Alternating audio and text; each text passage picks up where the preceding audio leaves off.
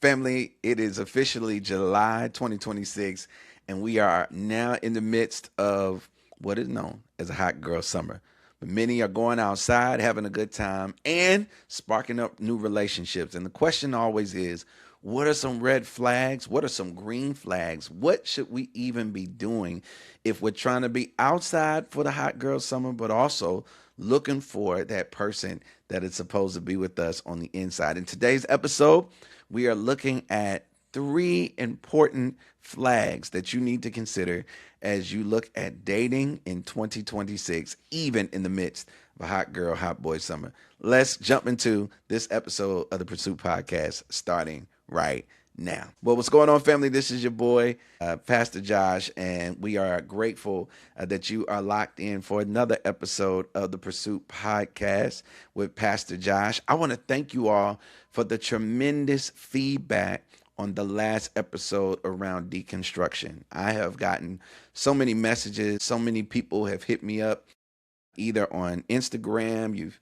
hit me up through messaging, just to let me know how impactful our deconstruction episode is. And we're going to do a part two, maybe a part three. We might even do a mini series around deconstruction because so many people have talked about what it meant to them to hear the take that we provided on deconstruction. So you can look for that in the coming weeks, and I'm going to bring on some guests that are going to help me with that so that you hear it not just from my perspective, but from other people whose voices I trust and I think that you need to hear. And so we look forward to doing that very, very soon.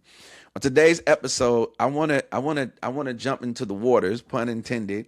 It's summertime, and this is the time where love, lust, spend that hot girl summer, city boys, everybody's outside for the summertime and often are sparking up new relationships. But I often run into young adults who say, well, I'm outside, I'm meeting people, it's a fun time.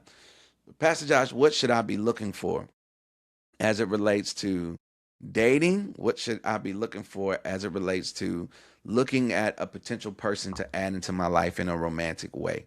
And so I want to spend some time with that on this episode of the podcast. And I want to start by I want to tell you what the Bible does not say around dating. And then I want to talk about maybe what we can find in the text and hopefully give you at least three pointers. I'm going to call them green flags, not even red flags. I want to give you three green flags that you can use to say whether or not this person is worth my time and pursuing in my dating journey in 2026. So let me start with what the Bible does not tell us. Let me tell you what is not in the Bible concerning Christian dating. Are you ready for it? Here we go. Dating ain't in the Bible. Huh? What you say? Let me say it one more time slow. Dating is not in the Bible.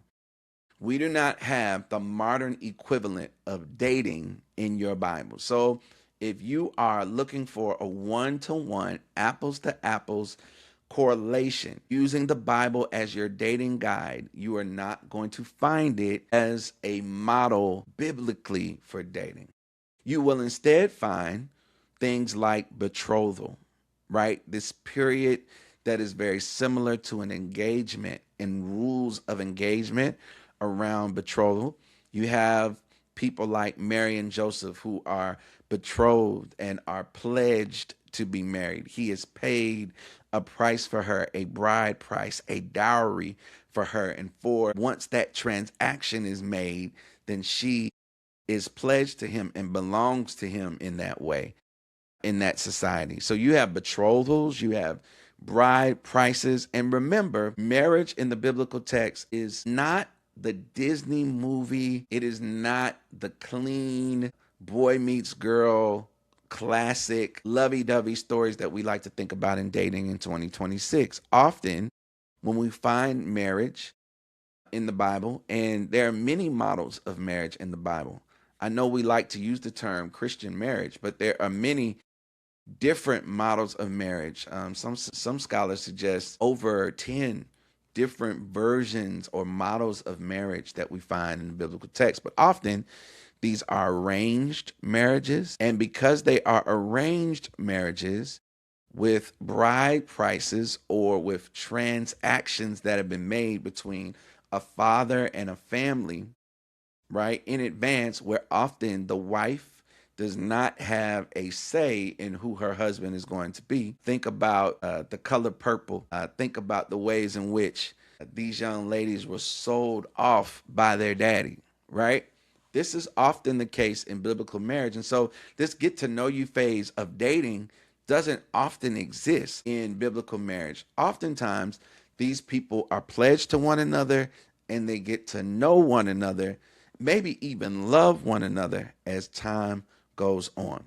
So you're not going to find dating as we think about it in the biblical text. You also aren't going to find hookup culture, right?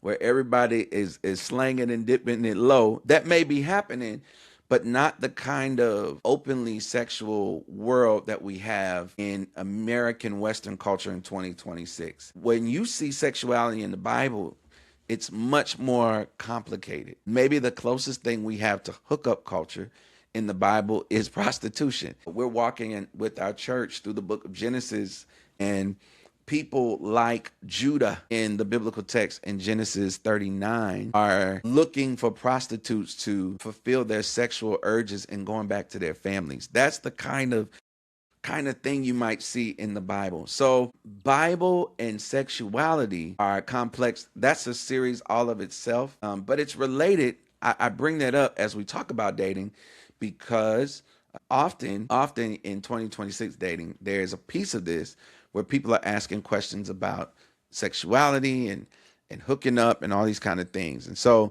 I want to recommend for you, if you have not done any reading on sexuality as it's presented in the biblical world, there have been some texts that were really helpful to me. One is called Unprotected Text. Unprotected Text. And I'll tell you what, we'll make sure that in the bio and description of the podcast, you're able to get a link to these books. Unprotected Text, that deal with some of the texts in the Bible around sexuality, and it goes through some of the complexities that we see in biblical textuality, in biblical sexuality rather. And then another book that was helpful for me is Kelly Brown Douglas's book on sexuality and the Black church. But there are several other scholars who have done really good work around sexuality and the Bible. Right now, there's a whole lot of noise around Dr. Delman Coates and some of the statements that he's made in a recent series on sexuality in the Bible. But he has a PhD in, I believe, in New Testament. He is a scholar for real that has done his work in helping to understand what it is that the Bible is saying and maybe what it's not saying. And so I cannot give you in the text a one-to-one, apples to apples correlation as it relates to dating, because that's not a biblical model. You have betrothal, you have bridal prices, right? But you don't have dating. You don't really have this hookup culture that we've become accustomed to in our media. And when we do see sexuality in the Bible, it's complicated. That's not what we're going to deal with on this show, but I want you to know. But what you do see in the text are a few things. One, and these are the red flags. You're going to see gendered double standard in the biblical text as it relates to what women are allowed to do, what men are allowed to do with their bodies and in relationship. I'll give you a very simple example that there was this almost double standard on women's chastity and purity. I say that because, again, bride prices, where a groom was expecting to pay for, this is going back to the story of Joseph and Mary in the New Testament when Jesus shows up, right? Part of what is troubling to Joseph is that he has paid for Mary and he has paid for her virginity, for her chastity, for her purity. And it was such that in biblical times, if a man suspected that the wife that he purchased through dowry or bride price was not a virgin at the time of their marriage, they would have to show proof. They would have to pull up receipts that they were a virgin, or they could be stoned to death. This is why the text says that Joseph seeks to put Mary away quietly. He doesn't want to expose her to the potential of death for what he believes she's done to become pregnant with Jesus. All right. And yet I say it's a double standard because the stoning should go both ways. But when we see the woman who is caught in the act of adultery and they are trying to catch Jesus in the New Testament, they pull the woman out into the square to stone her. But it takes at least two to tango as it relates to our sexuality and adultery. And so we see the woman dragged into the square, but no man. This is the kind of double standard that exists within the biblical text. However, because it's a hot girl summer, it's a city boy summer, folk out here trying to spin that. And there are people who are wondering, hey, I'm meeting people. I want to date. I want to get to know people. How should we conduct ourselves? I do think that there are some healthy models for thinking about engaging a mate that I want to share with you. And I want to utilize a story that I love. As I said, we've been walking through the book of Genesis, but I want to utilize a story that I love in Genesis 29 that I believe it's helpful because it gives us these themes of love, desire, getting to know someone, and eventually that person becoming your bride. And that's in the story of Jacob and Rachel and Leah. Jacob, Rachel, and Leah. Now, let me say from the onset, again, this is a complex story. It's not apple for apple. And in fact, this is a story that includes some polygamy because Jacob ends up with 2 wives. It includes some mature conversations because the text says Jacob has these 2 wives and he loves them both.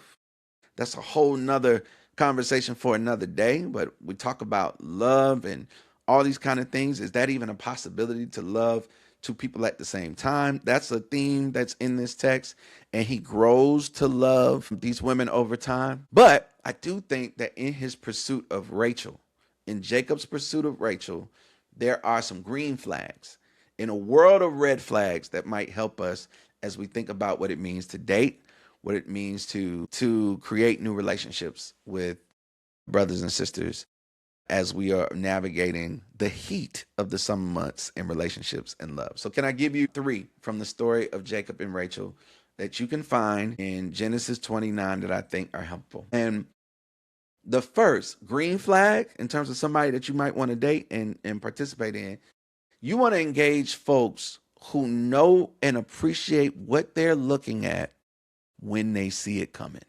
Oh, that's number 1. Green flag number 1. You want to engage people who know and appreciate what they are looking at when they see it coming. So in Genesis 29, Jacob is on the run from his brother. And part of the plot to get him away from his brother is his mom sends him on a mission with the permission of his father to go looking for a wife among their people. And so he goes back looking for a wife among his wife's people, out of that lineage, out of that family of faith, if you will. And as he is going, he runs up on this well where shepherds are getting water and shepherds are tending to their flocks. And he asks some of the people who are at the well, do you know my family member Laban? Do you know of Laban, this man Laban? And they say, yeah, we know of Laban because he's looking to marry somebody out of the house of Laban. He says, yeah, we know Laban. In fact, his daughter Rachel is coming now. She's on her way. And when Jacob sees Rachel coming, y'all, I'm not making this up. The text says, this is in verse number 9. While he was still speaking with them, Rachel came with her father's sheep, for she was a shepherdess. I also love this because I think this is a good point in 2026. Both of them work, y'all. Rachel is a shepherdess, and Jacob is also serving as a shepherd, eventually in the house of Laban. In 2026, it's great if you got somebody who can sponsor you and spend that, but their union is one that there's a partnership in labor. And y'all, just keep it a buck, keep it funky. In 2026, it is beneficial to have a partner who gonna work. All right. I'm not shooting down anybody's dreams about what you desire for yourself. But he finds Rachel as a woman who's already got a job. She's working, right? But check what it says. Now, as soon as Jacob saw Rachel, the daughter of Laban, his mother's brother, and the sheep of Laban, his mother's brother, Jacob came near, rolled the stone from the well's mouth, watered the flock of Laban, his mother's brother. Then he kissed Rachel and wept aloud. Y'all, as soon as he sees her, sees what it is that she's doing, what she brings to the table, he recognizes this is what I've been looking for. This is what I left home for. And it does not take him long, y'all. It says in verse 10, as soon as he saw her, good googly muggly, that thing is juicy. As soon as he saw her, he knew what he was looking at. And it makes him weep. It makes him kiss her because he comes to the area in pursuit of something with a purpose. He shows up to the area with a purposeful pursuit and intentional search. And so when he finds what he's looking for, he knows it and he's grateful. Can I tell you a secret? And maybe I can't speak for my sisters and other siblings, but can I tell you a secret? It really don't take that long to know what you're looking for and know what you're looking at.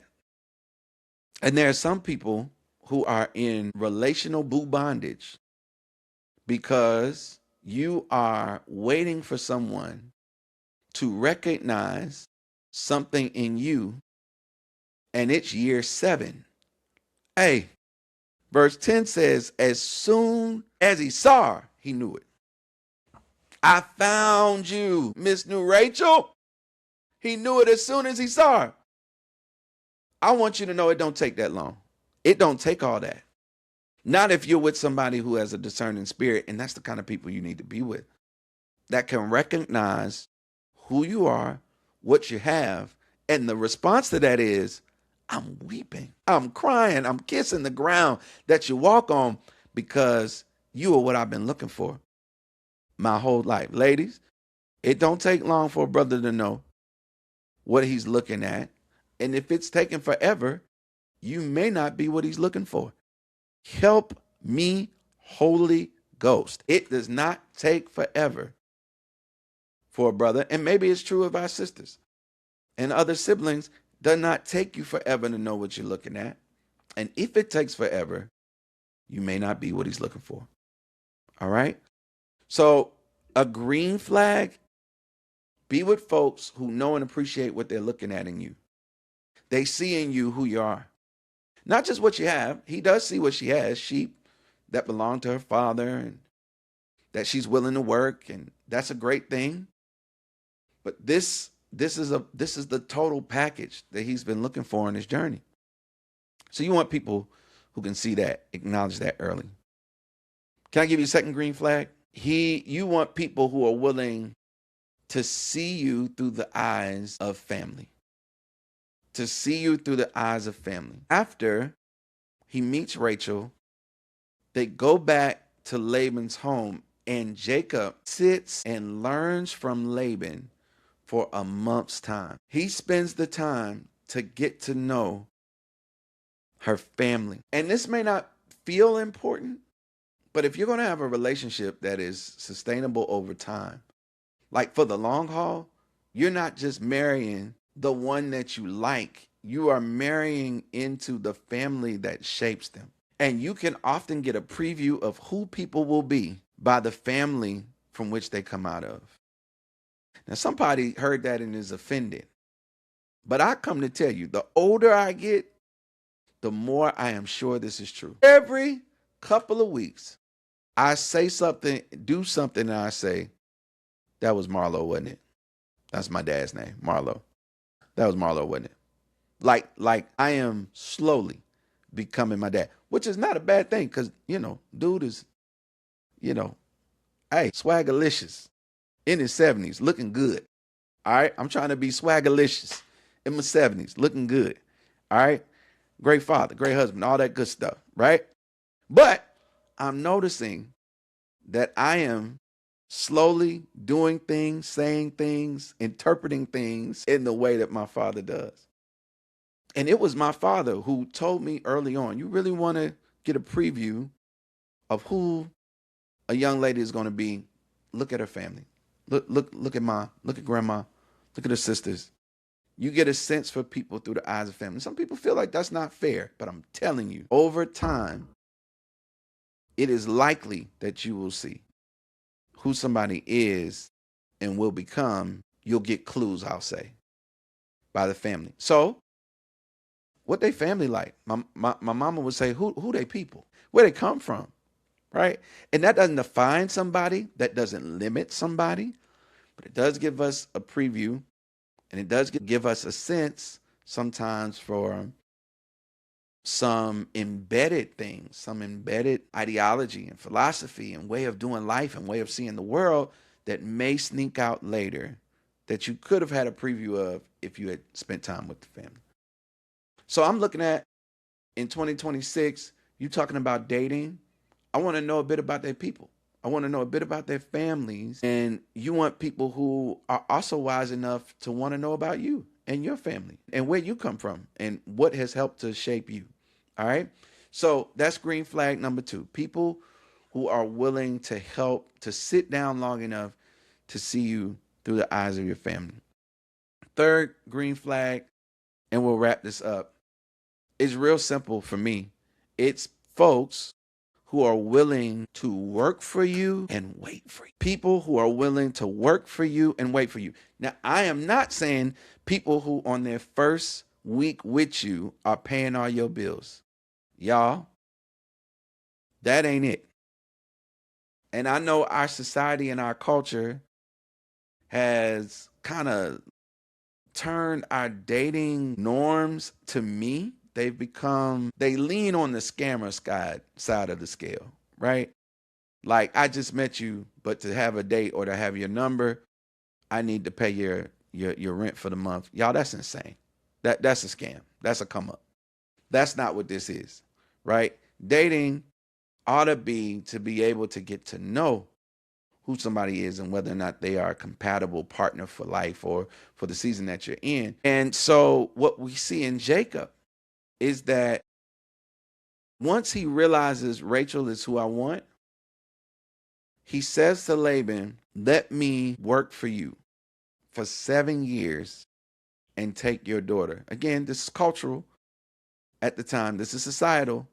I'll work for 7 years if you will allow me to have the hand of your daughter, because he knew this is what I want and I'm willing to work for it.